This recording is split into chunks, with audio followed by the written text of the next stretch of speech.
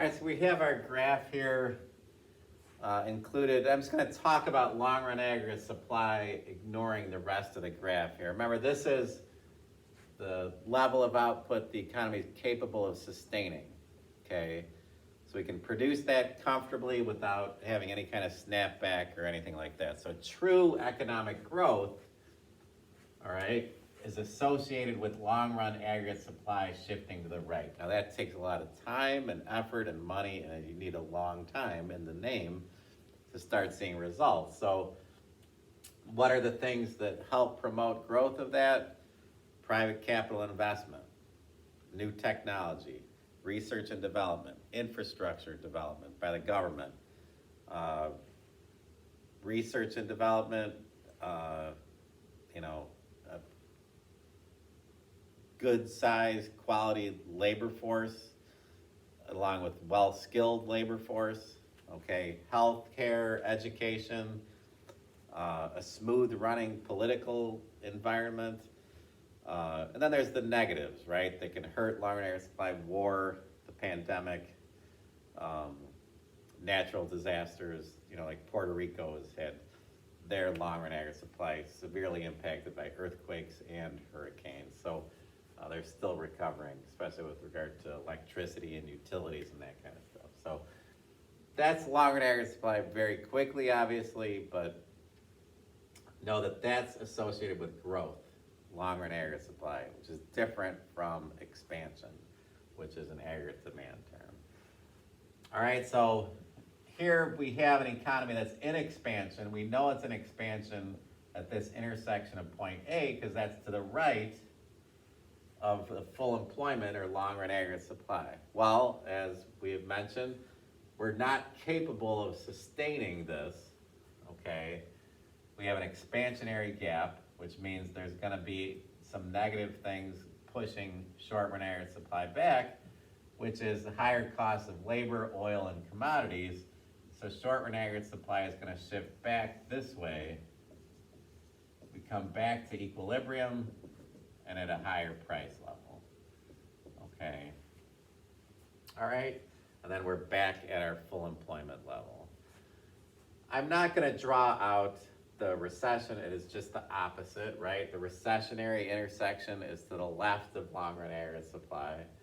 There, is lower costs of oil, labor, and commodities, which allow for short-run aggregate supply to come back to the long-run aggregate supply. Okay, and then when the intersection is taking place here, we're at full employment or equilibrium. Okay. I just always put in here, we didn't talk about aggregate demand at all here, just always associate aggregate demand with consumption, investment, government spending, and net exports.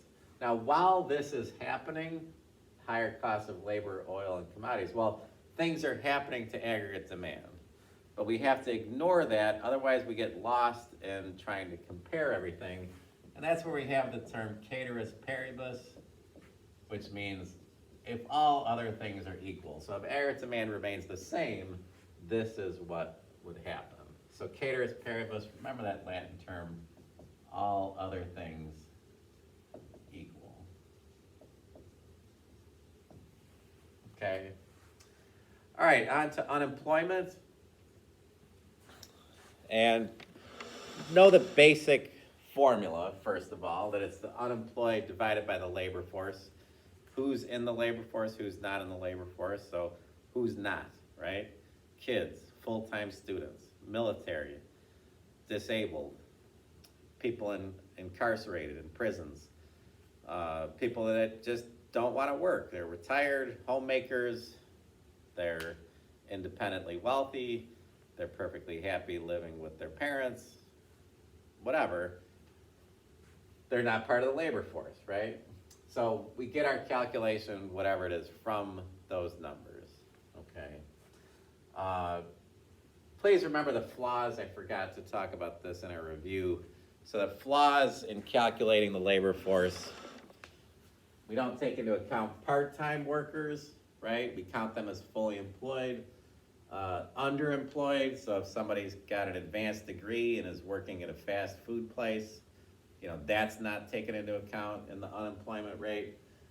The way it's measured, 50,000 phone calls, trying to get accurate information that way might not get honest answers, might just want to get people trying to get you off the phone. And then difficulty measuring DWs as discouraged workers, so it's not Arthur's sister.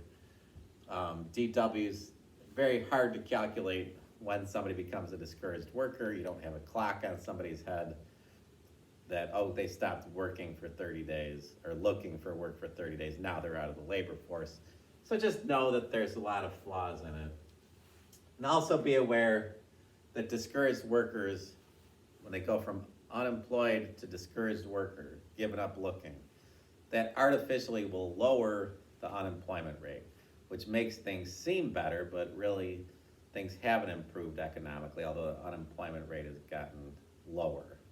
And the opposite is happening and may actually happen as our economy is starting to hire more and more people. Discouraged workers are coming off the bench, so to speak, which might artificially raise the unemployment rate, which isn't necessarily a bad thing. There's more people coming into the labor force.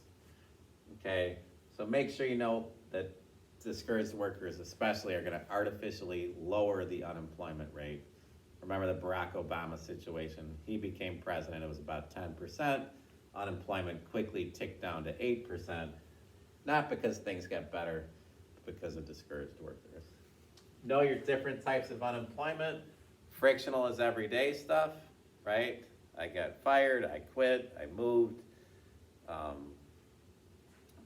My boss decided he didn't want to keep his restaurant anymore. He wanted to retire, so now I don't have a job. And then structural unemployment's about skills, right? And are your skills needed? Either technology replaced them or the products that you were skilled at making aren't in demand anymore. Cyclical unemployment is the big bad wolf. Remember that? That's if there's a recession. Frictional plus structural is the natural rate of unemployment. So if we have only frictional and structural unemployment, we're at full employment. Full employment means no cyclical unemployment. All right.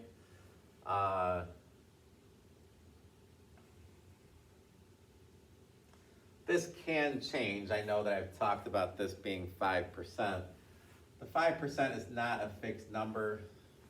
I think it's actually like around 4.7% now or something like that. So it can